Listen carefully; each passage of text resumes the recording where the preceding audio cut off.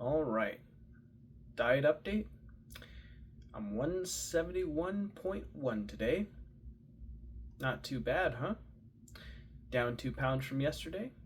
Over 2 pounds, I think. Pretty cool.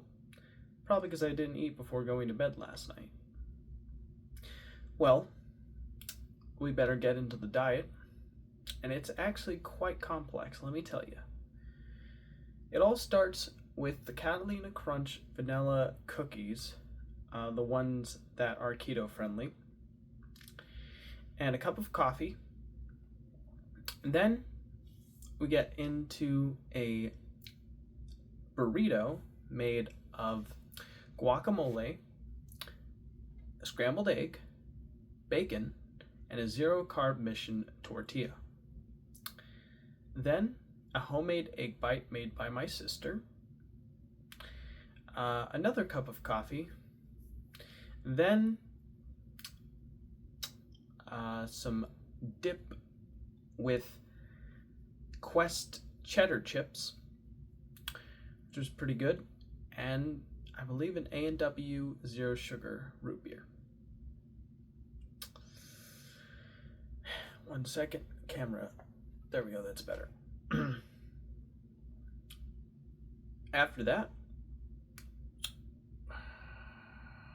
during the afternoon on my lunch break, I had a salami and provolone snack pack that my mom gave to me. I had moon cheese, one serving of that, and 2 tablespoons of peanut butter with no sugar, and a small spoonful of zero sugar jelly, the Smucker's raspberry one. It was okay, a little watery though. Exercise, pretty much just walked everywhere all day. Oh, and I almost forgot to mention, I did have olives, like at least 4 or 5, like purple and green olives, and a meat stick, a chomp meat stick, jalapeno flavored, in the morning. And that's pretty much it. Yeah, and exercise, pretty much just walking, a whole lot of walking at work. All right, now that we're done with the diet update, let's get into the daily update. So it all starts when I wake up in the morning. My mom wants me to move my car out of the way because she's on her way to work. And so I do that, but I forget to undo my car brake as I'm backing the car when I start it and I'm starting to back. So I quickly put the brakes on my car and I turn off the car's big brake so I could, back it up and then drive it up on the hill. There was a problem though, and that was it sounded like I hit something when I was driving up the hill, to the point where I immediately stopped the car and ran out to see if there was anything I hit. Apparently there was nothing, but it sounded like there was something. It was very strange. Honestly, don't know what that was about. Well, the car seems fine though, at least, so that's nice. Hopefully it has nothing to do with the brake. Well, anyways, I was so frazzled by that whole thing that I decided not to go to bed. Instead, I decided to go on my computer and watch an animator talk about her, well, not animator, storyboard artist talk about her creative process boarding new episodes of the TV show King of the Hill. It was pretty informative and entertaining and interesting. Something I liked about it was how she seemed to really enjoy and laugh at a lot of the jokes and things that the writers included in the story that really took it to the next level. And I thought that was really cool. I updated the drivers on my computer so my NVIDIA's broadcast works better for recording future Brain Jam videos. And also, I updated the studio driver on NVIDIA, so hopefully my apps on my computer run better, but I guess we'll have to wait and see about that.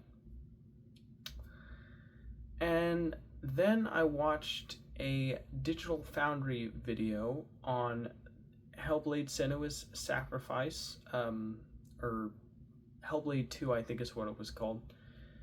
And it was basically comparing the enhanced edition that is now available on all platforms, including PlayStation. I find it interesting how Microsoft went from being like a big player in the console space to basically being the world's largest third-party publisher.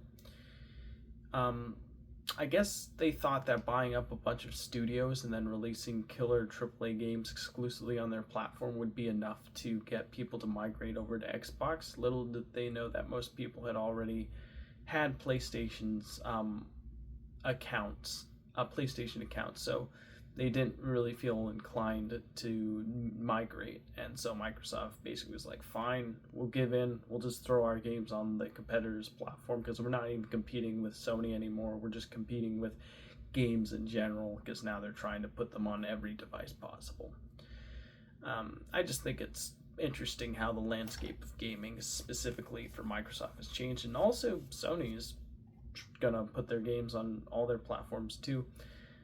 Some tells me the cost of developing video games far outweighs the clout of releasing it on one singular platform. You probably want to make as much money off of it as possible by releasing it on like PC and maybe even Xbox too.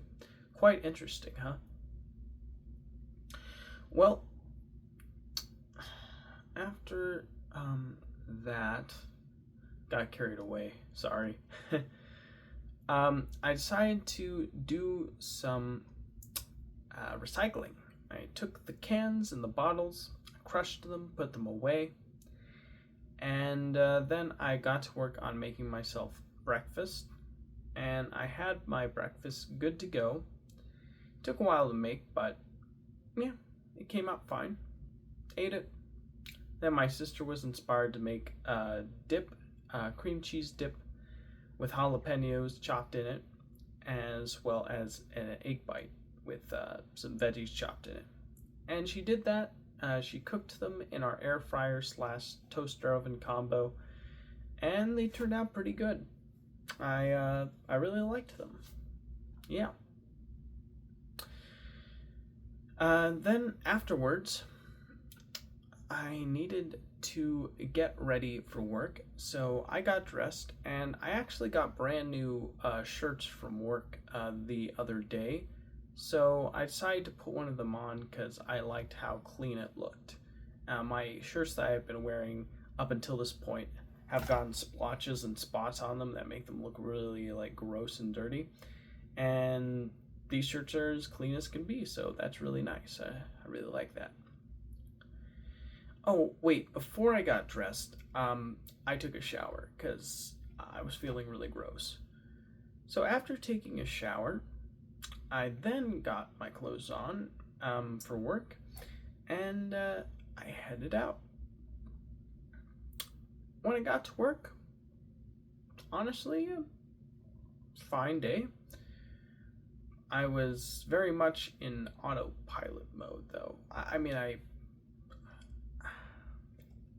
Of course, I was trying to be not trying, but I was very cordial and very attentive to the customer's needs. But when it came to maybe throwing quips out or jokes or observations, not so much.